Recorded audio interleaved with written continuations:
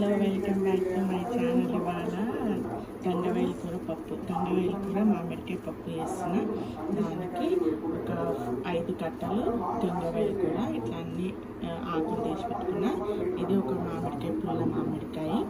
Okay, ఇదేమో pressure కుక్కర్లోనేమో కందిపప్పు ఒక చిన్న గ్లాస్, ఈ గ్లాస్లో కందిపప్పు తీసుకొని 2 సార్లు కడిగి 2 గ్లాసెస్ వాటర్ వేసి ఉడకబెట్టేసుకున్నాను పప్పు. ఇదేమో తాలింపుకి ఎండుమిర్చి, గార్లిక్, వెల్లుల్లిపాయ, కరివేపాకు, జీలకర్ర ఆవాలు. ఇప్పుడు మనం ఏం చేద్దామంటే దీనికి నార్మల్గా టమాటా పప్పు చేసారేమో అన్ని కుక్కర్లో వేసేస్తా. దీనికేమో ఇలా ఈ కూర ఉడకాలి కాబట్టి మామిడికాయలు కూడా నూనె తగలాలి కాబట్టి అట్లా కడాయి పెట్టుకుని 2 టేబుల్ స్పూన్స్ ఆయిల్ వేస్తున్నాను. కడాయి హీట్ అయింది. 2 టేబుల్ స్పూన్స్ ఆయిల్ వేస్తున్నాను. ఆయిల్ వేసిన తర్వాత ఆయిల్ మరుగుతుంది. ఒక 2 స్పూన్స్ ఆవాలు, 1 టీ స్పూన్ జీలకర్ర, 2 వేసుకున్నాక ఆవాలు జీలకర్ర చిట్టుపట్టండి. దాని తర్వాత ఎండుమిర్చి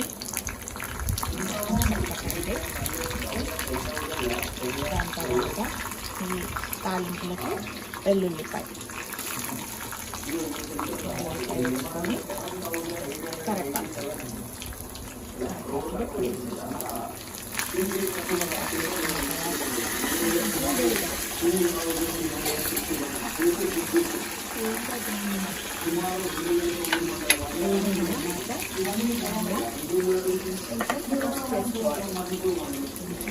పసుపు,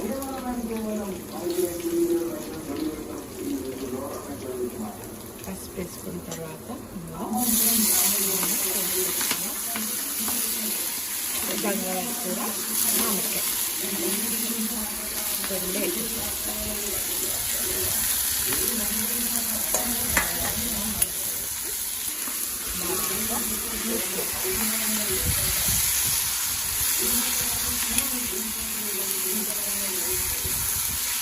గంగవాయిల కూర కలువ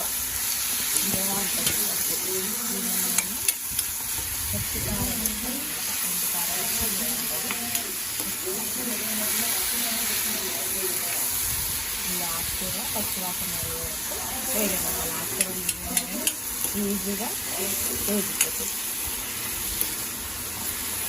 పచ్చివాసన ఉప్పు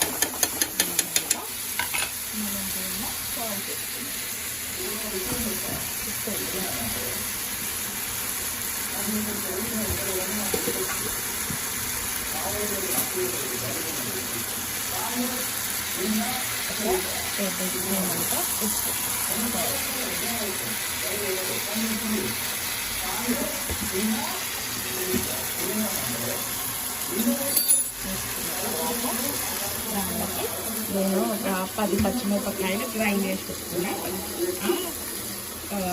పేస్ట్ చేసేస్తున్నా పచ్చిమిర్చి.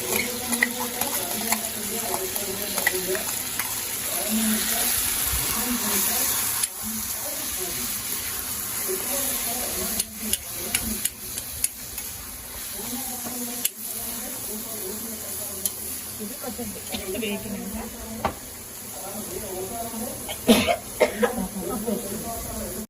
ఇప్పుడు మామిడికాయ ఒక 5 మినిట్స్ తర్వాత మంచిగా మగ్గిపోయింది. ఇప్పుడు మన పప్పు కూడా మంచిగా స్మూత్గా ఉడికిపోయింది. ఇప్పుడు ఈ పప్పులో ఈ మామిడికాయని వేసేసి మళ్ళీ మసాలా పెట్టుకున్నాం. మరిగి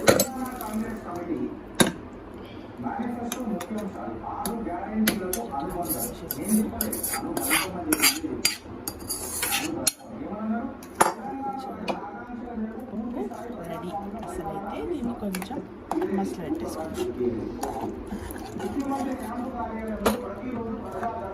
కొద్ది గంగవాయిల కూర మామిడికాయ పప్పు ఒక 5 minutes మరిగించేసుకుంటే అయిపోతుంది.